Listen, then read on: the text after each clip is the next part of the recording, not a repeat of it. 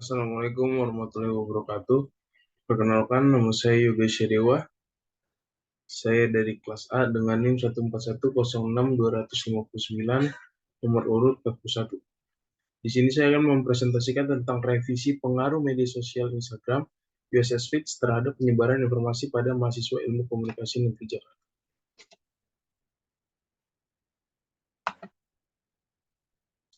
Kita masuk ke bab 1, yaitu latar belakang. Dalam perkembangan teknologi, media komunikasi semakin modern yang dapat dilihat pada media jaringan. Media online ini adalah media atau sarana berkomunikasi secara online melalui website dan aplikasi yang diakses menggunakan internet. Keberadaan media jaringan tidak dibatasi oleh ruang dan waktu, dan pengguna dapat menggunakan kapan saja dan di mana saja. Salah satu media online yang dapat dilihat sedang berkembang di era ini adalah media online USS Feeds. Media online ini merupakan media informasi yang menyajikan informasi terkini, gaya hidup, budaya, musik. USS Feed adalah media online dari USS Network, yang merupakan perusahaan jaringan konten di Indonesia. Media online ini sendiri terbilang baru karena awal terbentuknya pada tahun 2019, tetapi USS Feed sudah mempunyai 1,3 juta pengikut dalam platform Instagram, mempunyai kurang lebih 400.000 subscriber dalam platform YouTube, dan sudah mempunyai aplikasi sendiri untuk mempermudah pengaksesan informasi dengan target pasar anak muda atau milenial. Rumusan masalah. Berdasarkan pokok permasalahan yang terdapat pada bagian latar belakang, penelitian ini akan menganalisis pengaruh media sosial Instagram USS Feeds terhadap penyebaran informasi pada mahasiswa Ilmu Komunikasi angkatan 2020 Universitas Negeri Jakarta dengan rumusan masalah sebagai berikut, yaitu bagaimana pengaruh media sosial Instagram USS Feeds terhadap penyebaran informasi pada mahasiswa Ilmu Komunikasi angkatan 2020 Universitas Negeri Jakarta. Tujuan penelitian.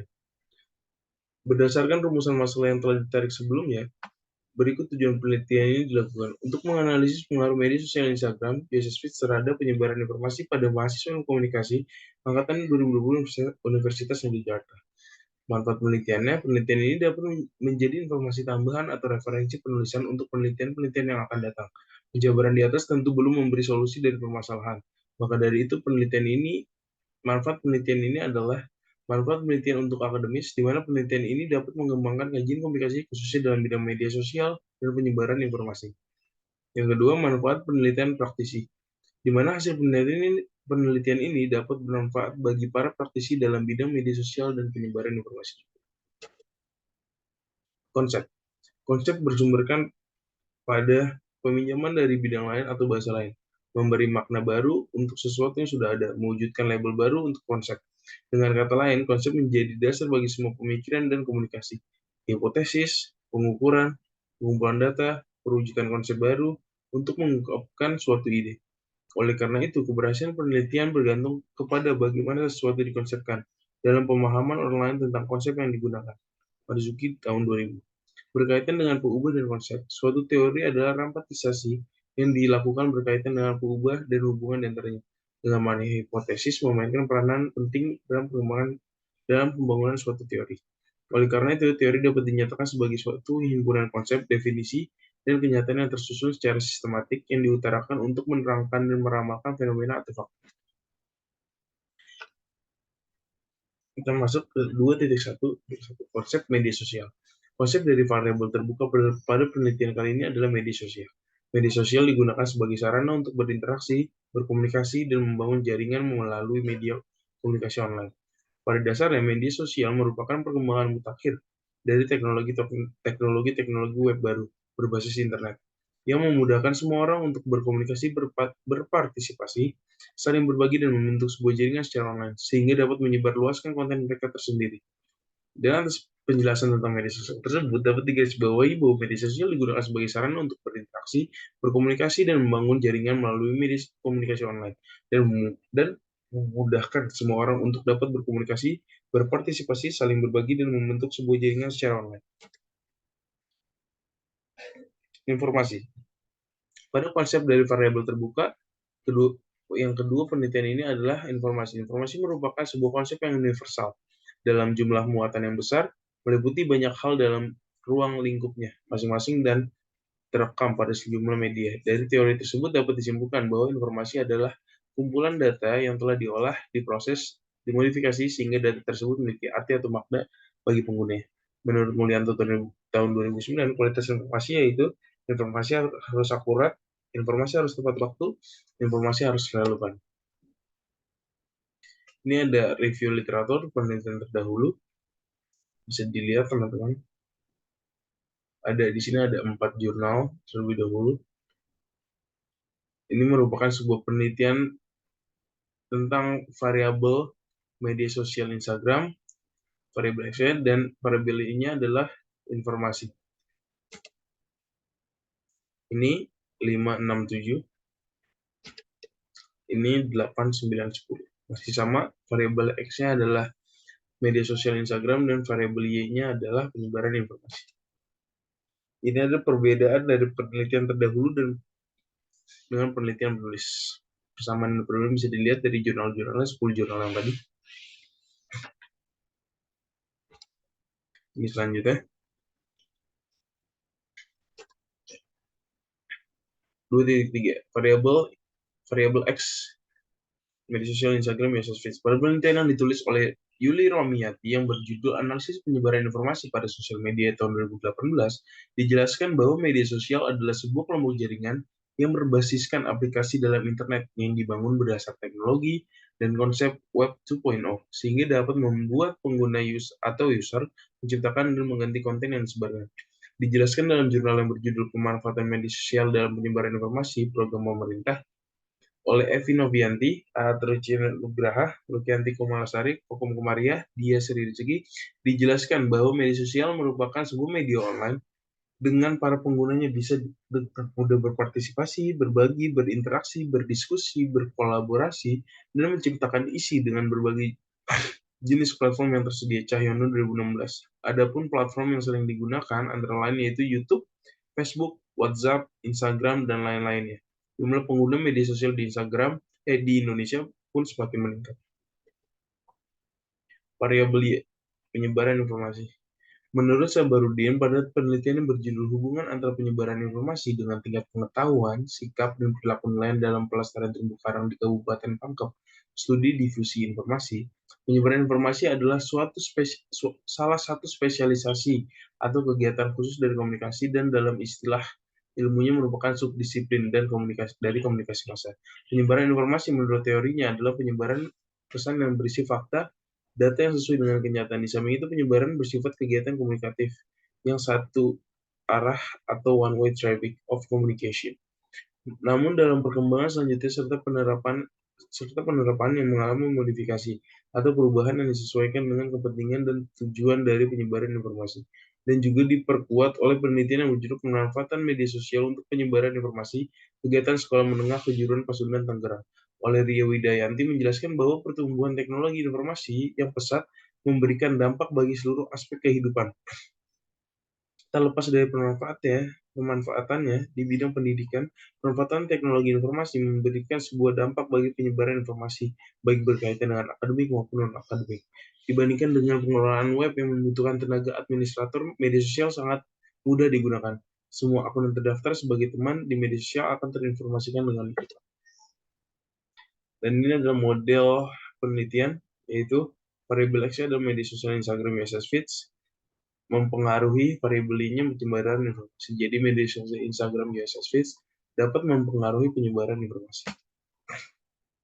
Hipotesis teori yang ada pada penelitian kali ini adalah pengaruh media sosial Instagram USS Feeds terhadap penyebaran informasi pada mahasiswa ilmu komunikasi angkatan 2020 Universitas Negeri Jakarta.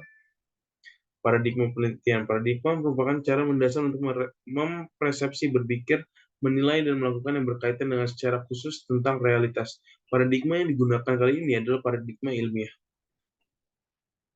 Menurut Dwi Widiatmoko 2019 dijelaskan bahwa Instagram menjadi salah satu media sosial yang paling dipakai oleh masyarakat karena dengan media sosial Instagram, pengguna dapat membagikan momen kesehariannya baik dalam bentuk foto maupun video. Kaitannya dengan penelitian penulis kali ini yang berjudul Pengaruh Media Sosial Instagram USS Feeds terhadap penyebaran informasi pada mahasiswa ilmu komunikasi Universitas Negeri Jakarta adalah untuk meneliti bahwa akun media sosial Instagram USS Feeds mampu untuk memberikan informasi yang relevan, cepat, dan juga tepat. Dikarenakan sebagian mahasiswa ilmu komunikasi Universitas Negeri Jakarta merupakan generasi milenial, yang merupakan masing-masing dari mereka adalah pengguna media sosial Instagram.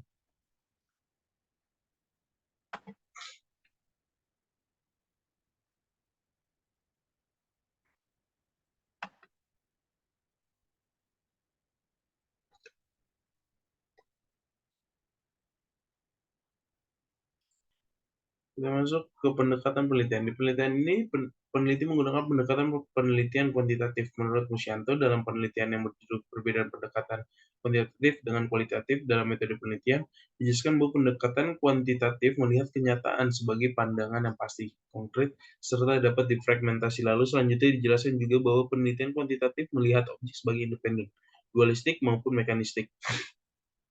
Kaitannya dengan penelitian penulis kali ini adalah bahwa dikarenakan penggunaan metode kuantitatif dapat melihat kenyataan sebagai pandangan yang pasti, konkret, serta dapat difragmentasi. Penulis menggunakan metode ini agar penelitian dapat mudah dipahami dan dimengerti dikarenakan metode ini sudah pasti konkret. Metode penelitian kali ini adalah menggunakan survei. Menurut Adianta, metode penelitian survei sesungguhnya merupakan suatu bentuk aktivitas yang sudah menjadi kebiasaan pada masyarakat ilmiah.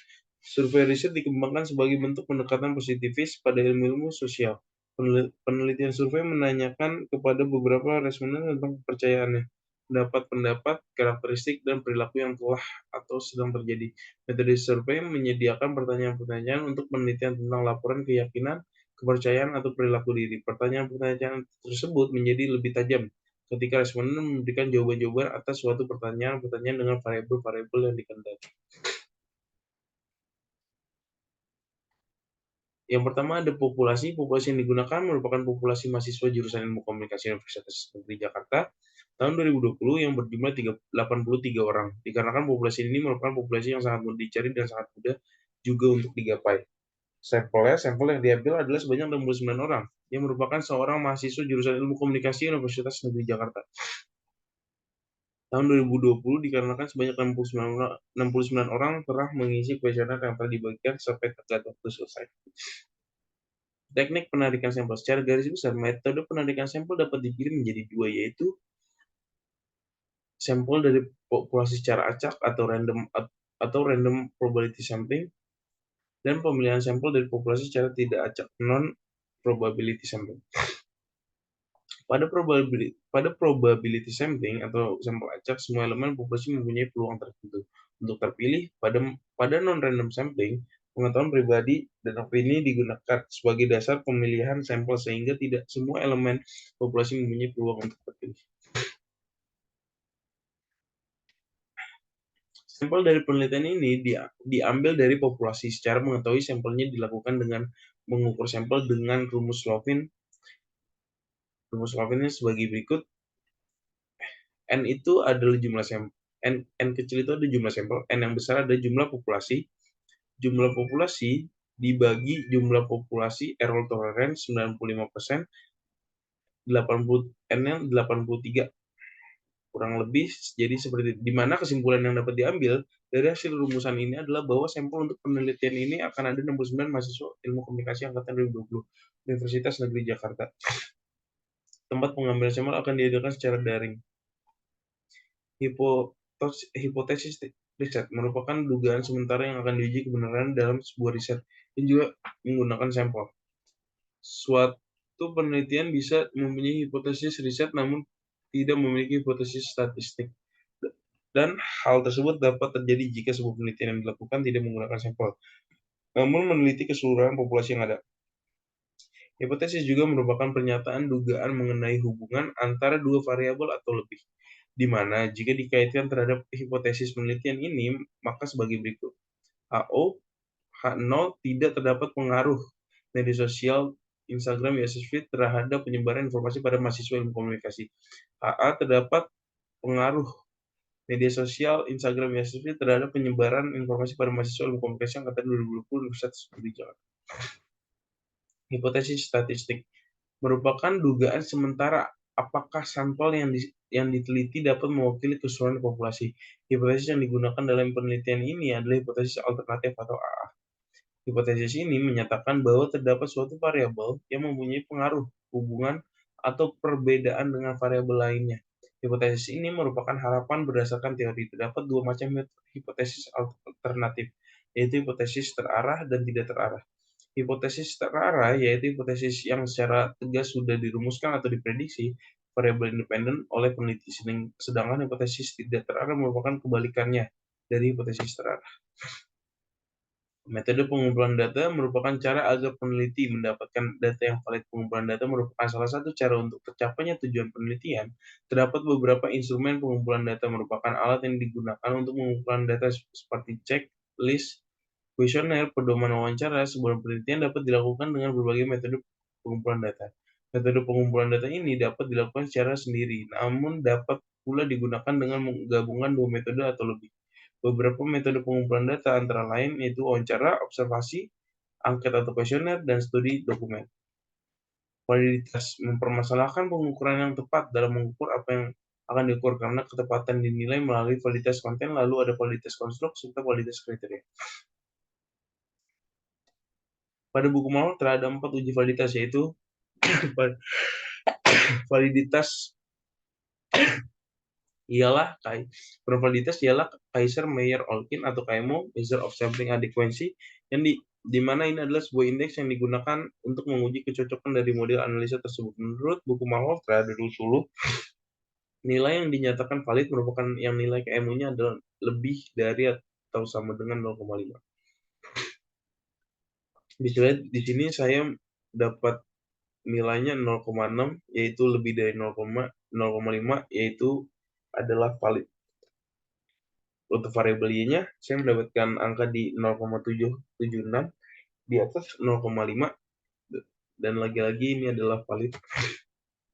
Ini untuk reliabilitas variabel Y, ini untuk analisis data univariat dari kuesioner variabel X yang pertama, variabel X yang kedua, variabel X yang ketiga, variabel X yang keempat, dan ini adalah variabel Y yang pertama, Y yang kedua, Y yang ketiga, Y yang keempat, dan ini adalah analisis data bivariat.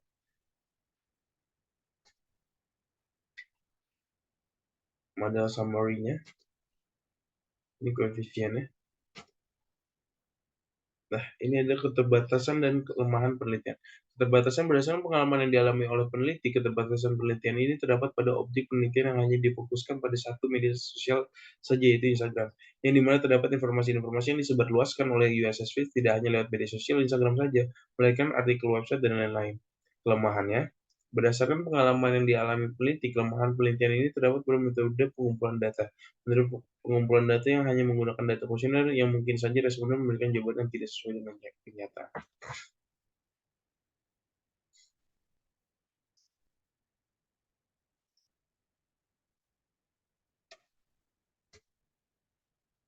Ini adalah operasionalisasi konsep.